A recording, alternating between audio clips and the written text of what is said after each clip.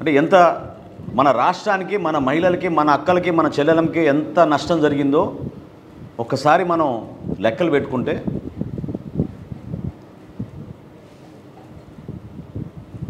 ఒక సంవత్సరంలో ఒక పాడి పశువు 8 నెలలు సుమారు రోజుకి 4 లీటర్లు ఉత్పత్తి చేయగలుగుతుంది.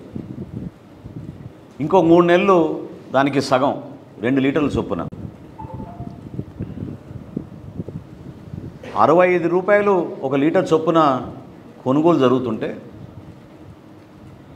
ఇది సంవత్సరానికి 1482 కోట్ల రూపాయలు ఈ మహిళల చేతిలో రావాలి. 1482 కోట్ల రూపాయలు ఈ మహిళల చేతిలో రావాలి. ఏ లెక్కన? మొదటి లెక్క మంత్రి గారు చెప్పిన మొదటి లెక్క 2,08,000 కొనుగోలు చేస్తుంటే పశువులు 1482 కోట్ల రూపాయలు ఈ 5 సంవత్సరాల్లో జగన్మోహన్ రెడ్డి గారి ప్రభుత్వంలో సుమారు 7,410 కోట్ల రూపాయలు మన మహిళా సాధికారత కింద మన మహిళల చేతిలో రావాల్సింది. రెండో మంత్రి గారు ఇచ్చిన లెక్క ప్రకారం మనం తీసుకుంటే 3,85,000 పశువులు తీసుకుంటే 2,850 కోట్లు ప్రతి సంవత్సరం. 5 సంవత్సరాల్లో అది లెక్క చూస్తే 14,250 కోట్ల రూపాయలు. దీనికి ఎవరు బాధ్యత వహిస్తారు? ముఖ్యమంత్రి గారు.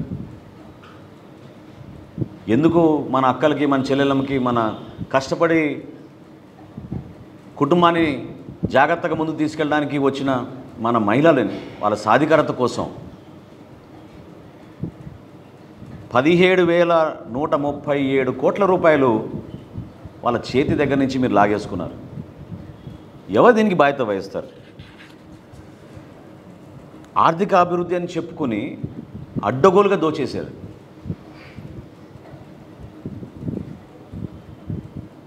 ఈ లెక్కలు చూస్తుంటే ఈ రాష్ట్ర ప్రభుత్వం సంక్షేమం అని చెప్పి ఈ స్థాయిలో నిధుల్ని కొల్లగొట్టి ప్రజలకి అర్థం కాని విధంగా ఈ పంపిణీ కార్యక్రమం జరిగిపోతుంటే చాలా వరకు ఈ భ్రమలో నిజమే అనుకుంటున్నారు.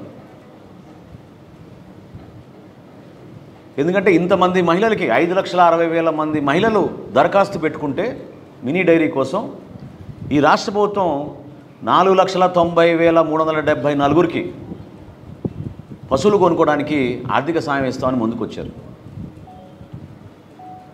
5 లక్షలు కాదు కదా, 2 లక్షలు కాదు కదా, 1,00,000 కాదు కదా, చివరికి క్షేత్రస్థాయిలో వెతికితే 8,000 పశువులే కనపడుతున్నాయి.